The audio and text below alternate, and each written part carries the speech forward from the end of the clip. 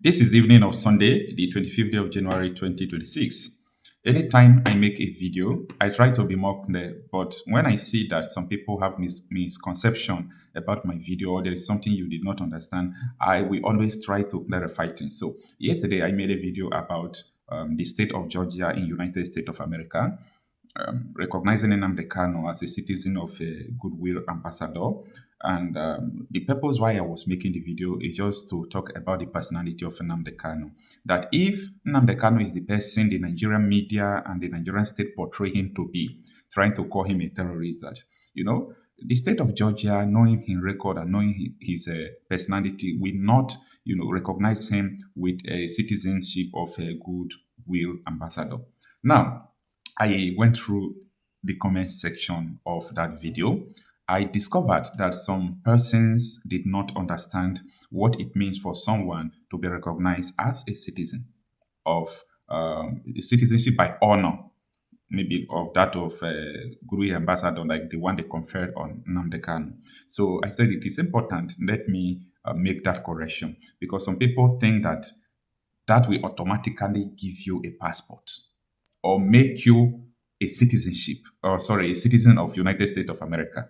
That will not give you the citizenship of the United States of America. No, recognizing you, giving you an honor by saying that you are a citizen of a goodwill ambassador is something that increases your profile, is something that shows that you have a goodwill. It increases the status of your personality. It makes people to see you with clarity whom you are.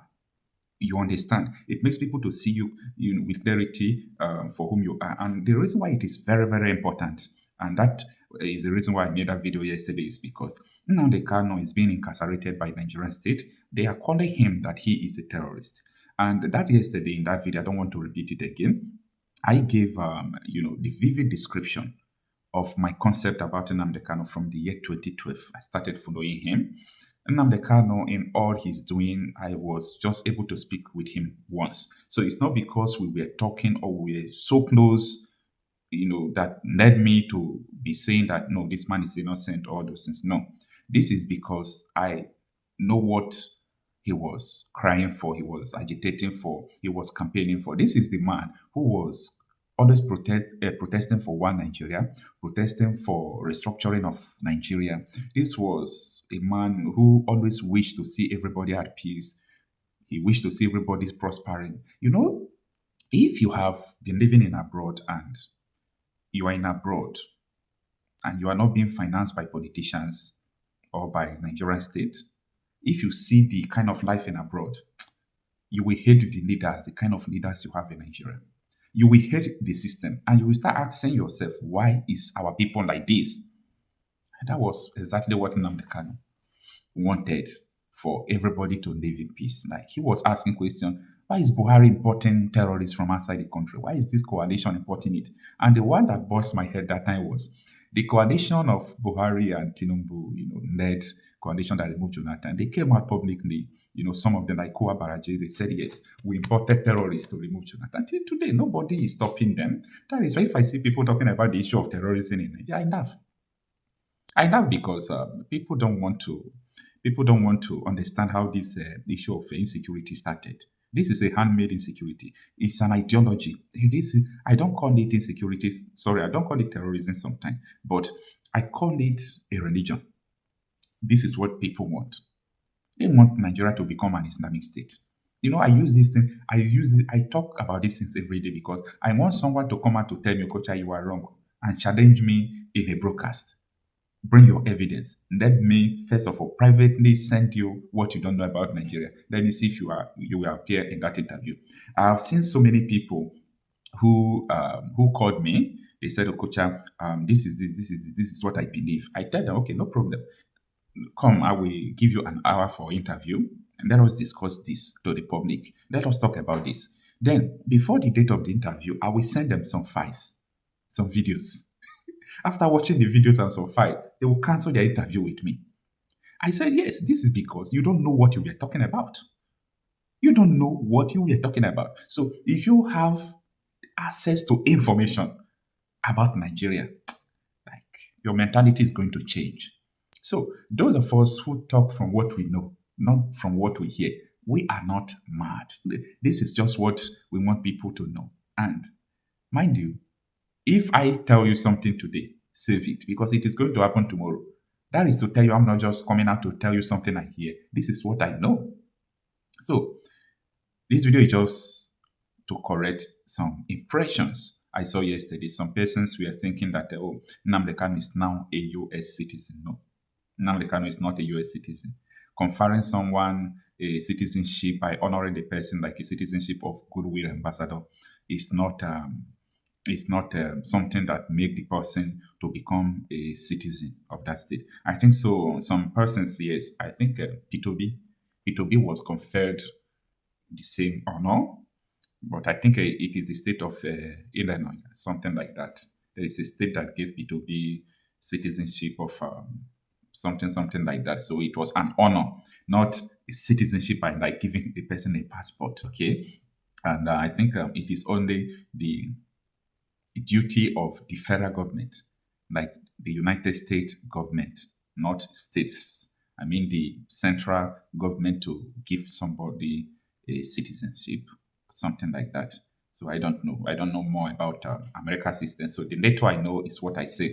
But about the issue of Nnamdi Kanu and this citizenship that was conferred on him, like honoring him, is not qualifying him to having a US passport. So that is the purpose of this video. Let me know what you think about it. Some terrorists are occupying part of Nigeria in Sokoto and Plateau State. As I talk to you now, two of us. Did Nnamdi Kanu take away any part of Nigeria and say this is Biafran land when he was agitating? Tell me. Some people are occupying Nigerian territory, Nigerian land as I talk to you today. Who are those people? Did Nnamdi Kanu go that far? But Riley Moore, U.S. House member, was in Nigeria on a fact-finding mission, and he visited Benue and Plateau. Yes. And when he went back, he said he saw over 600. Exactly. Exactly. Internally displaced people. Exactly. Now, since he went back to the United States, do you think that it's also on the table that American government might say, look, Nigerian government, if you want to show sincerity, if you want to show intentionality in fighting this problem, these people must go back to their home. Exactly. No, I'm asking, do you think that... It must. No, it's not a question of do you think. It must. It must for Nigeria to get back on its tracks. Because you cannot have your citizens living in IDP camp and then you go to bed every night and sleep and wake up. And you swore to protect them. You don't even need US to tell you this. You don't need US. So are they going to live in IDP camp forever? No, tell me, the people of Benue and Plateau, are they going to live in IDP camp forever? Barrister, you seem to be missing my point. What is the point? My point is, at this moment, those people are still in ID camp. My direct question is, do you think that at some point it will be on the table on discussion between Nigerian government and US government? I don't told you that, yes, it must. Do you need someone to tell you that? As a government, do you need someone to even tell you that? Let's be sincere here. These are your Nigerian citizens. And I ask you again, are they going to live in IDP camp forever? Would they go back to their home? Do you need anybody to tell you to go and do the needful? More so when the people occupying their villages and their homes are foreign terrorists. Please, what they did, is this for the good of Nigeria or for the bad of Nigeria? Just tell me. If the idea came from them, the federal government should congratulate them because that is the national service they did.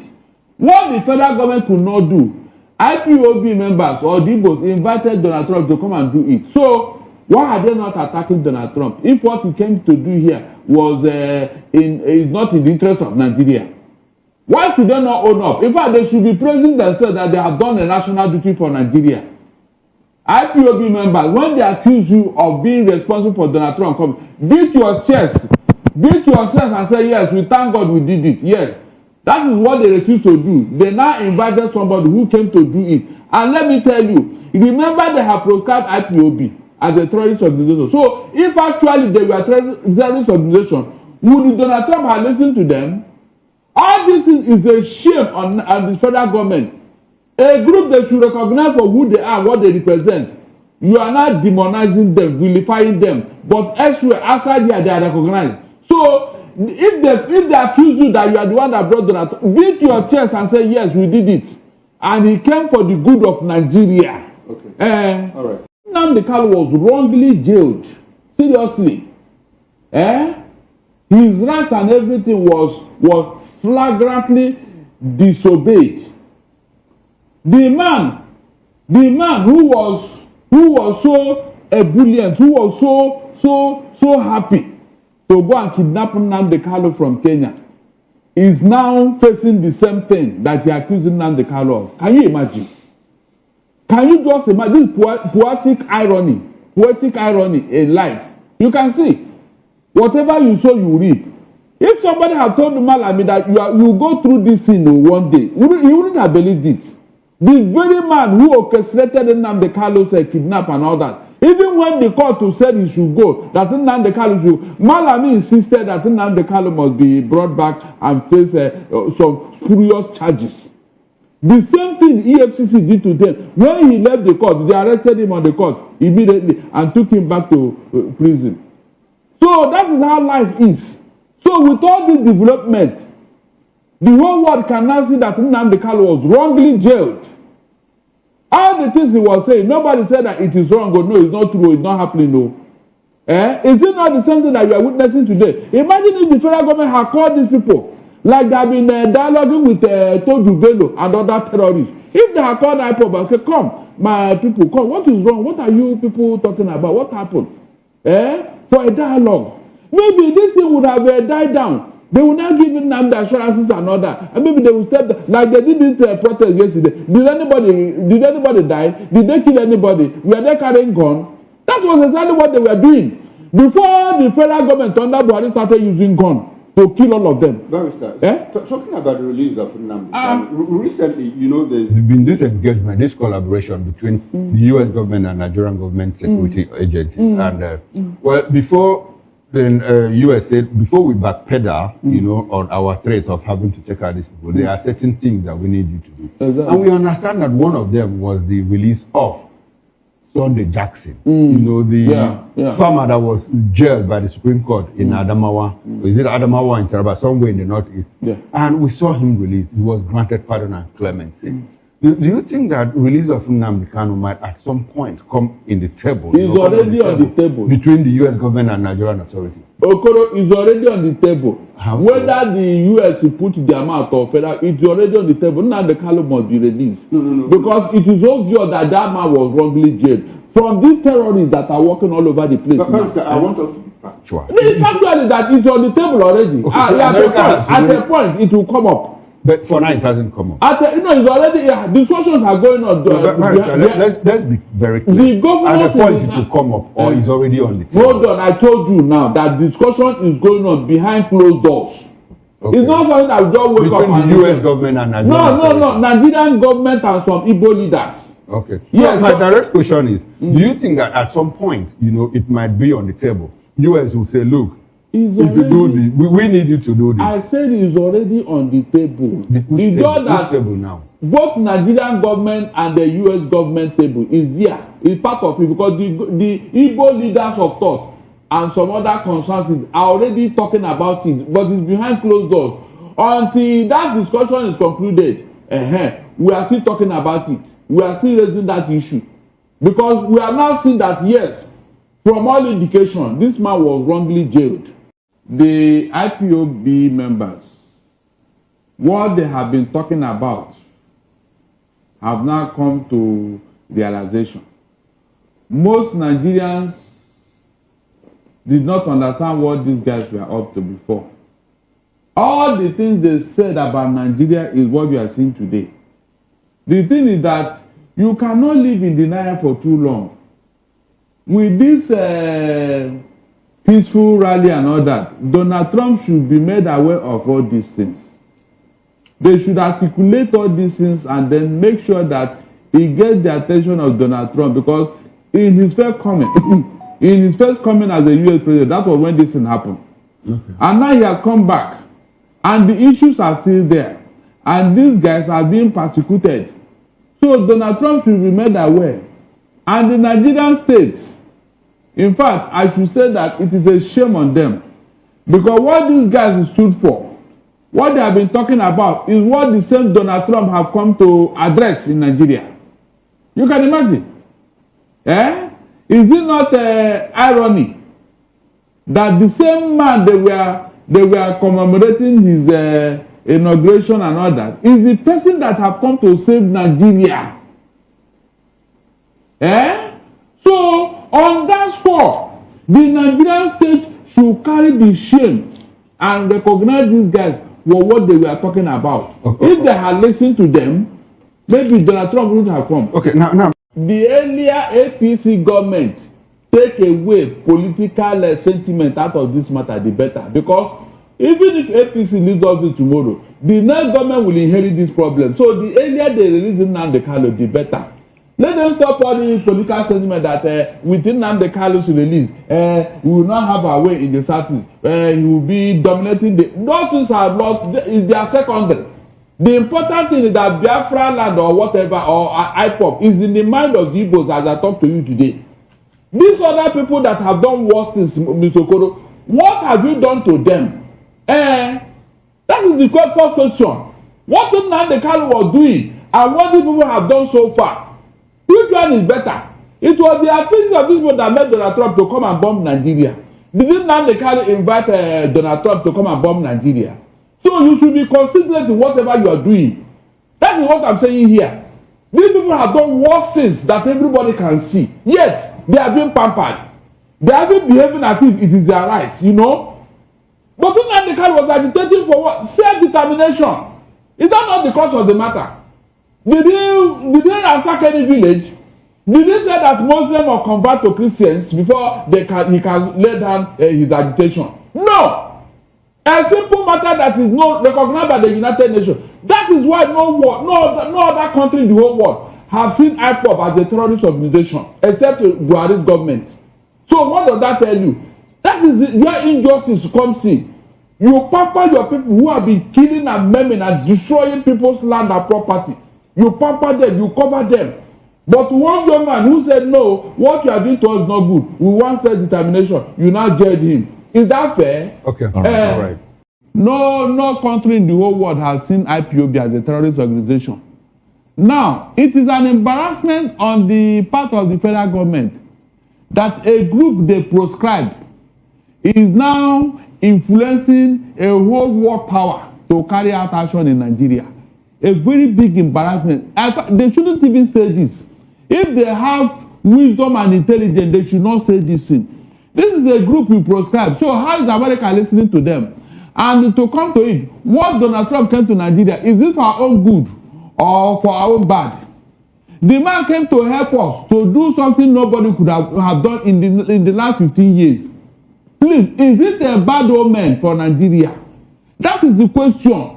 Because I know that if Donald Trump did not do what he did, maybe what you are seeing today wouldn't have happened. Because all of a sudden, the federal government have woken up against the terrorists. Is that not true? There are activities now against them. So who made it possible? When people want to talk, please let them reason. Let them reason. Those people who want to reason before you talk. If I thought it was IPOB that did it, what they did, is it for the good of Nigeria and the federal government or not? And so, if it is for them, why is it that the federal government is not challenging Donald Trump? Say, why did you bomb Nigeria? Who told you to come? That is how to start, and not to be talking anyhow. So I should sit down here and condemn IPOB. If I thought they are the one that did it, what they did, is it for the good of Nigeria? That is the first question. If you answer that question, you can go ahead and talk. By the way, if you have done the needful, will Donald Trump come in?